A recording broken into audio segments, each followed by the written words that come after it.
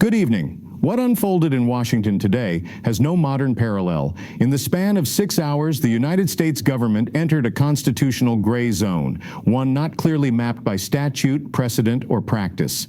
At the center of it, a president declared unable to discharge the powers and duties of the office by his own cabinet and vice president under the 25th Amendment, who now refuses to accept that determination. The question before the country tonight is not political, it is structural. Who, at this hour, holds the lawful authority of the presidency? Let's walk through what happened. At 9:12 a.m. Eastern Time, the Vice President transmitted a signed declaration to the Speaker of the House and the President pro tempore of the Senate. The letter stated that the President was unable to discharge the powers and duties of his office. Attached were written affirmations from a majority of the principal officers of the executive departments. Under Section 4 of the 25th Amendment, that transmission had immediate effect. The Vice President assumed the powers and duties of the office as acting president. There was no ceremony, no oath required. The constitutional transfer, in theory, was automatic. By 9:19 a.m., the White House Communications Office released a brief statement acknowledging receipt of the declaration, but rejecting its validity. The president asserted that he remained fully capable of executing the office and described the action as procedurally defective. At 9:27 a.m., the acting president convened a meeting in the Situation Room with the Secretaries of Defense, State, and Treasury. The meeting agenda, according to officials present, focused on maintaining continuity of government and confirming operational control of the nuclear command structure. At 9:41 a.m., the Department of Defense issued a memorandum to all combatant commands stating that the acting president was now the lawful commander-in-chief pursuant to the 25th Amendment. The memo emphasized continuity and instructed commanders to treat any contrary directive as unauthorized pending further legal review. Then at 10:03 a.m., the president transmitted his own letter to congressional leadership declaring that no inability existed and that he was resuming the powers of the office. Under the Constitution, that counter-declaration triggers a 4-day window. The Vice President and Cabinet then have 4 days to reaffirm their original determination. If they do, Congress must assemble within 48 hours and decide the issue. A 2/3 vote in both chambers is required to sustain the Vice President's position. At 10:22 a.m., the Vice President and the same Cabinet majority transmitted a second declaration reaffirming their judgment that the President remained unable to discharge his duties. The constitutional clock began. Congress, currently in recess, was formally notified at 10:31 a.m. By 11:05 a.m., the Speaker announced that the House would reconvene within 24 hours. Senate leadership confirmed a similar timeline, but the immediate conflict is not in the Capitol. It is inside the executive branch. Shortly before noon, the president entered the Oval Office and began making calls to senior advisors. According to multiple officials, he directed the White House staff secretary to prepare executive orders rescinding certain national security directives issued earlier in the morning by the acting president. The orders were not transmitted. At 12:18 p.m., the White House counsel's office issued internal guidance stating that under the 25th Amendment, the acting president retains authority unless and until Congress rules otherwise. The guidance advised executive agencies to disregard directives issued by the president during the pending constitutional review. At 12:46 p.m., the president convened his own meeting in the cabinet room. Notably absent were several cabinet secretaries who had signed the original declaration. Present instead were senior political advisors and the Attorney General.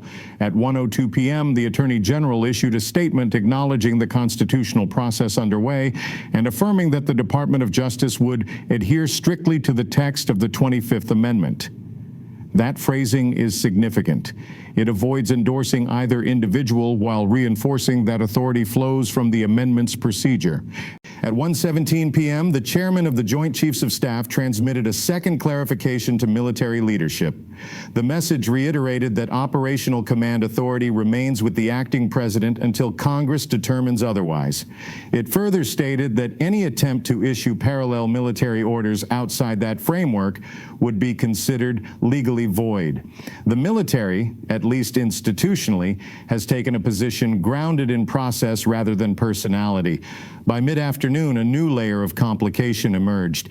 At 2:14 p.m., the president's private legal team filed an emergency petition in federal district court seeking a declaratory judgment that the cabinet's action was unconstitutional. The petition argues that inability under the 25th Amendment must be strictly medical and cannot encompass disagreements over judgment or policy. Within an hour, the case was assigned to a federal judge in Washington.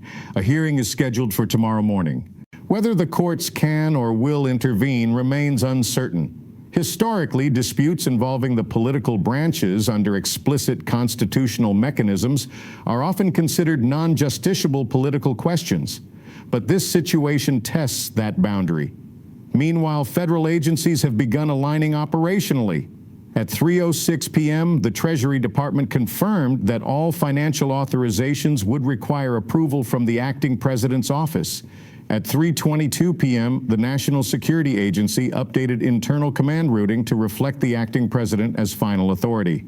The Secret Service, charged with protecting the presidency as an institution, faces a unique challenge. Both individuals remain within the White House complex. Protection details have been adjusted, but there has been no physical separation. Importantly, there has been no attempt to remove the president from the premises. The 25th Amendment does not provide for removal from office in the impeachment sense. It transfers power temporarily, subject to congressional review. This is not expulsion, it is suspension of authority. As of 4:30 p.m., the practical effect is this. One individual occupies the Oval Office but lacks recognized command authority. Another, operating from the Eisenhower Executive Office building, exercises presidential powers as acting president. The escalation is procedural rather than physical, for now. The next constitutional step rests with Congress. If both chambers vote by 2/3 to determine that the president is unable to discharge his duties, the vice president continues as acting president. If either chamber falls short, the president immediately resumes authority. The threshold is high by design. The framers of the amendment intended it as a safeguard for extraordinary circumstances, not routine conflict. There are three plausible paths forward. First, congressional affirmation. If bipartisan majorities in both chambers sustain the cabinet's declaration, the president would remain sidelined for the duration of the inability. That could extend for days, weeks, or the remainder of the term, depending on circumstances. This outcome would consolidate authority in the acting president and likely prompt resignations or restructuring within the executive branch. Second, congressional rejection. If the required supermajorities are not reached, authority snaps back instantly to the president. In that scenario, cabinet members who supported the declaration would almost certainly be dismissed. The vice presidency would remain intact, but the political rupture would be permanent. Third, prolonged institutional conflict. If litigation proceeds simultaneously with congressional deliberation, and if either branch questions the legitimacy of the other's interpretation, the nation could face a period where legal clarity lags behind political reality. Markets, foreign governments, and federal agencies would operate in an atmosphere of uncertainty regarding final authority. There is precedent for presidential incapacity, but not for contested incapacity. The amendment was ratified in the aftermath of a national trauma when questions about succession and continuity became urgent. It was used previously when presidents underwent medical procedures and temporarily transferred power voluntarily. It has never before been invoked over a president's objection. The absence of precedent is not a flaw in the system. It is evidence of restraint. But tonight, restraint is under strain. International reaction has been measured.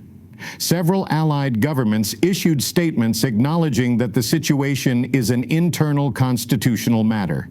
Defense attachés in Washington have reportedly sought clarification from the Pentagon regarding command continuity. Financial markets closed before the full scope of the crisis became clear. Futures trading this evening reflects volatility, though not panic. What remains undisputed is the legal framework.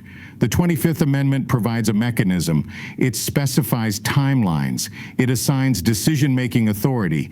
It sets supermajority thresholds, but it assumes institutional good faith. At this hour, there are no reports of violence, no troop movements beyond routine posture, and no breakdown in federal operations. air traffic control functions, border security functions. Intelligence briefings continue. The machinery of government is operating under contested leadership. The next 72 hours will determine whether this episode becomes a footnote in constitutional history or a defining chapter. If Congress acts decisively and the outcome is accepted, the system will have demonstrated its capacity to resolve internal crises without rupture. If acceptance does not follow decision, if one side rejects the legitimacy of the constitutional outcome, the United States will confront a test not of law, but of compliance. The framers understood that no document can enforce itself. Authority in a constitutional republic depends not only on written text, but on shared recognition of process. Tonight, that recognition is being examined. 2 letters were transmitted this morning. Between them lies the narrow but consequential space where constitutional text meets political will. By the end of this week, the nation will know whether that space can hold.